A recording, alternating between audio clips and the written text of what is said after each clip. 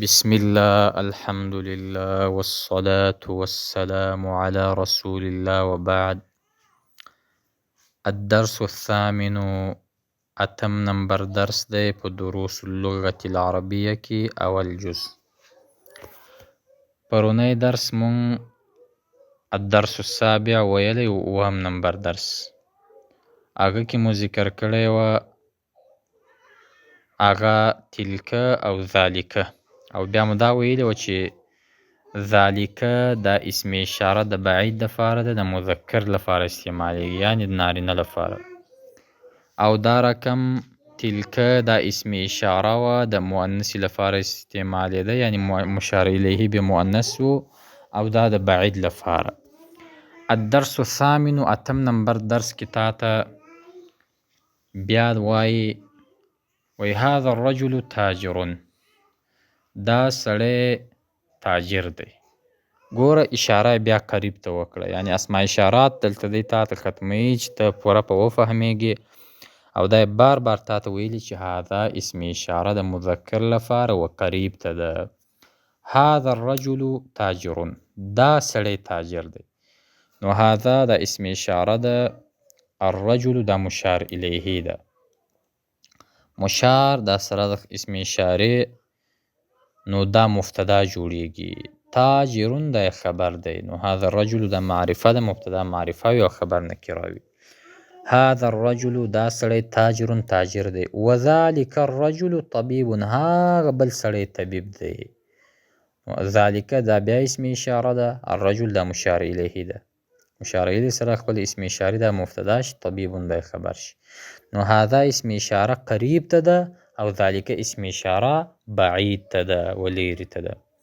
بیا دی وایي اسم التاجر محمود، نوم د تاجر محمود دی. واسم الطبیب سعید، او نوم د طبیب هغه سعید دی. نو ګوره دې کې هم حمزه اول، یعنی دا حمزه چې کله په اول حمزه وصلي په اول د کلام کې راشي، نو دې سره بیا نطق هم کیږي، او دې سره دا به کتابتا هم لیکل کیږي. خو کله چې دا په درج د کلام کې راشي، د کلام په منځ کې راشي، بیا دې سره نطق نه کیږي. لکه واسم الطبیب، ګوره واسم الطبیب دا حمزه راغلی ده، دا حمزه نطق نه پکیږي. نو واسم الطبیب او نوم د ډاکټر چې دی سعید، سعید دی. بیا دی وایي هذا البیت للتاجر، دا کور د تاجر دپاره دی، یعنی د خاص د تاجر دی، د په ملکیت کې دی. وذلك البیت للطبیب، او هاغه لیرې کور چې دی هغه د ډاکټر دی. بیا وایي بیت التاجر امام المسجد، کور د تاجر چې دی دا مخته د مسجد دی، یعنی امام المسجد مخته د مسجد. امام که بیا امام هغه دی چې هغه منځونه ورکوي، هغه ته امام وایي. او دا رقم امام معنا مخامخ، یعنی کور د تاجر مخامخ د مسجد. و بیت الطبیب، او کور د ډاکټر خلف المدرسه، شاته د مدرسې دی. بیا وایي لمن هذه السیاره، د چا د دغه موټر. نو دا هذه اسم اشاره مؤنثه ده، ځکه السیاره مؤنثه ده. که مشار الیه مؤنثه وه، اسم اشاره به مو سره مؤنث راوړي. وایي ولمن تلک، هاغه بله موټر بیا د چا ده. دی وایي هذه السیاره، دا موټر للطبیب دا د ډاکټر ده. و تلک للتاجر، هاغه لیرې چې ده. ګوره مونږ ویل د مؤنث دپاره، بعید مؤنث دپاره تلک استعمالیږي. و تلک للتاجر، او هاغه بله د تاجر لپاره ده. او بیا وایي هذه السیاره من الیابان، دغه سیاره دا موټر د یابان ده. و تلک من امریکا، او هغه بله موټر د امریکا ده. بیا تمارین و تمرینونه. وایي اجب عن الاسئله الاتیه، جواب راکړه د دې را روانو سوالونو. اول من هذا الرجل ومن ذلك الرجل. من هذا الرجل، څوک دی دا سړی. ګوره ته جواب کې ورته وایي هذا الرجل تاجر، دا سړی تاجر دی. ومن ذلك الرجل، او هاغه بل سړی څوک دی. نو ته ووایه چې ذلك الرجل طبیب، هاغه بل سړی طبیب دی. دویم وایي ما اسم التاجر، نوم د تاجر څه دی. نو ته ووایه چې اسم التاجر محمود، نوم د تاجر هغه محمود دی. دریم کې وایي ما اسم الطبیب، د ډاکټر نوم څه دی.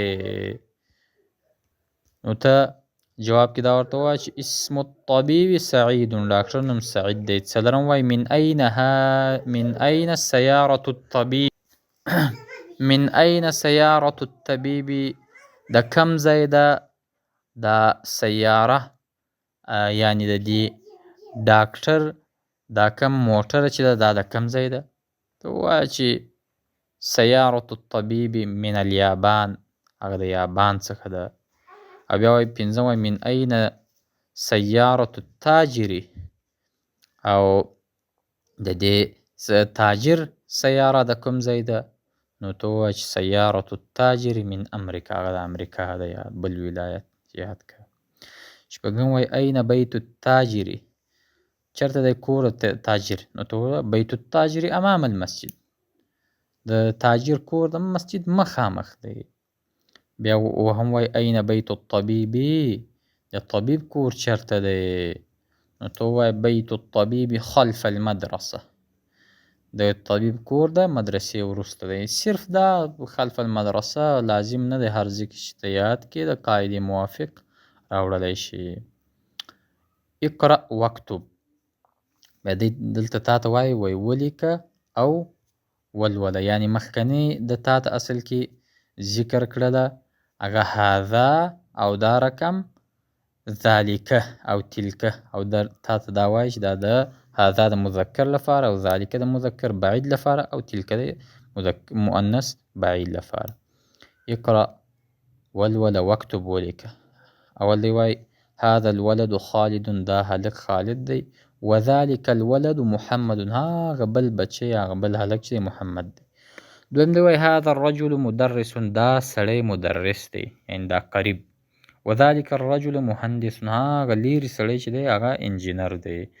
دریم نمبر کې دی وایي هذا الكتاب جدید، دا کتاب نوی دی. وذلك الكتاب قدیم، دا بل هغه لیرې کتاب چې پروت دی هغه زوړ دی. څلورم وایي هذه السیارة لعلي، دغه سیاره دا موټر د علي ده. وتلک لخالد، هغه بله موټر هغه د خالد ده. پنځم وایي هذا الباب مفتوح، دا دروازه کلاو ده. وذلك الباب مغلق، هغه لیرې دروازه بنده ده. شپږم دی وایي لمن هذه الساعة، د چا دی دا ساعت. لمن دا جار مجرور دی اصل کې، خبر مقدم. نو هذه الساعة هذه اسم اشاره، الساعة مشار الیه، دا به مبتدا مؤخره شي. هر ځای کې چې ظروف او جار مجرور مخکې شي په کلام کې نو هغه خبر مقدم راځي، وروستنی مبتدا مؤخره ده. هي لعباس، دا ساعت د عباس دی ځکه ساعت مؤنث نو هي ضمیر به ورسره مؤنث راوړي. اووم نمبر کې وایي هذا البیت للطبیب، آیا دا کور د ډاکټر دی. نو د جواب کې ورته لا هو للمدرس، هغه کور د مدرس دی. بیت مذکر دی نو هو ضمیر د مذکر به ورته راجع کوي. اتم نمبر هذه الدراجة لابن المؤذن، آیا دغه باسکله د مؤذن د زوی ده. جواب کې ورته نعم هو. نهم نمبر کې من هذا الولد، دا هلک څوک دی. نو د جواب کې ورته هو طالب من الصين، دا یو طالب دی چې د چین نه راغلی دی. لسم نمبر اذلك البيت جدید، آیا هغه کور نوی دی. لا هو قدیم جدا، هغه زوړ دی ډیر پخوانی کور دی. یولسم نمبر کې هذه السیارة من اليابان، دا موټر د یابان ده. وتلک من امریکا، هغه بله موټر د امریکا ده. دولسم هذه السکین من المانیا، دا چاړه د المانیا ده. سکین چاړې ته ویل کیږي. وتلک الملعقه من انګلترا، او دا هغه کاچوغه چمچه د انګلترا ده. بیا دی دریم وایي اقرأ المثال الآتي، ووایه دا مثالونه را روان. ثم حول الجمل الآتیة مثله، بیا واړوه دا جمله د دې په مثال سره.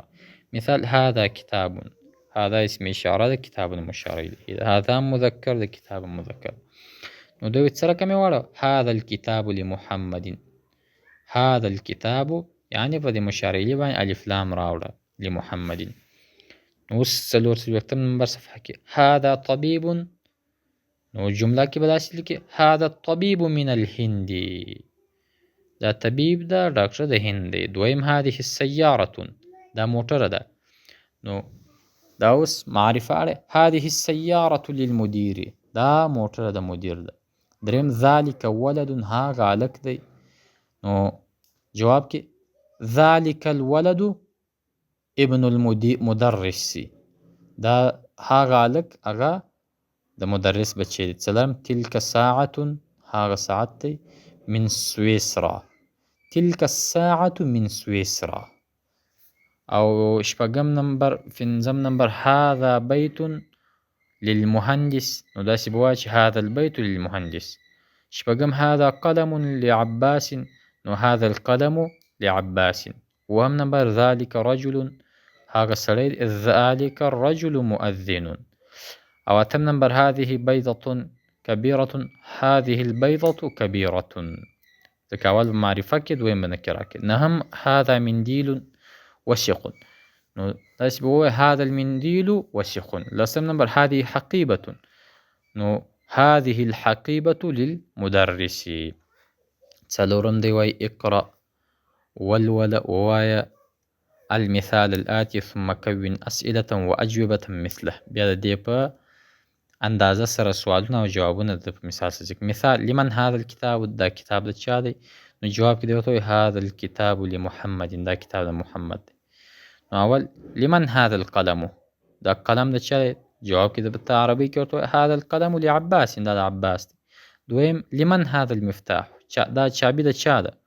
جواب کې ته به دا ورته ووایه هذا المفتاح لعلي، دا د علي دی. دریم لمن هذه السیارة، هذه مؤنث سر ذکر، نو دی جواب کې ورته وایي هذه السیارة للمدير یا هذه السيارة المدير. څلورم لمن هذه البقرة، هذه بقرة الفلاح.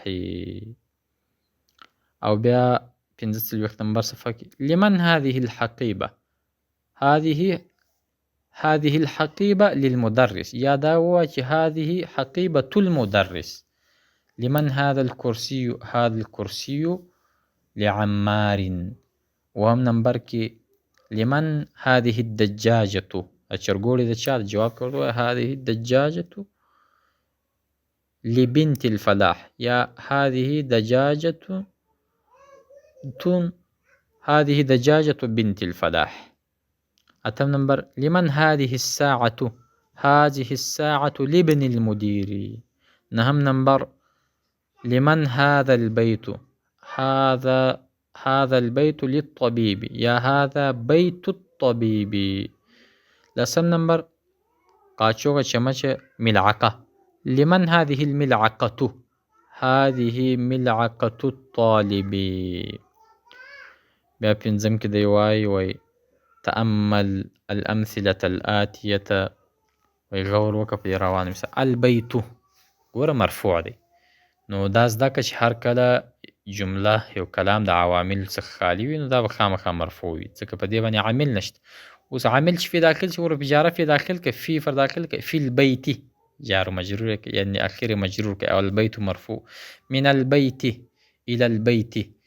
بیا فی د ظرفیت لپاره راځي، لکه ته ماته ووایه چې این انت، ټلیفون کې راته ووایه زه وایم انا فی البیت، زه په کور کې یم. و بیا د من د ابتدا لپاره راځي، زه وایم چې انا اذهب من البیت الى المسجد، زه ځم د کور نه تر مسجد پورې. نو الی د انتها لپاره راځي. ګور المستشفى، بیا فی المستشفى من المستشفى الى المستشفى. مستشفى هسپتال ته ویل کېږي. نو د مستشفى اعراب چې دی هغه تقدیري دی، دې وجې دې باندې اعراب ظاهر نه دی. امریکا فی امریکا من امریکا الى امریکا، ګور دا اعراب هم تقدیري دی. المانیا فی المانیا من المانیا الى المانیا، دا اعراب هم هغه مقدره دی. بیا د شپږ څلوېښت نمبر صفحه کې ته اقرأ واکتب. هذا الطبيب من انکلترا. دویم ذهبت حامد، لاړې حامد الى فرانسا. او دریم محمود مریض، محمود مریض دی، هو الان فی المستشفى، هغه اوس هسپتال کې دی. څلورم ذهب عبد الله، لاړې عبد الله من المانیا الى انکلترا.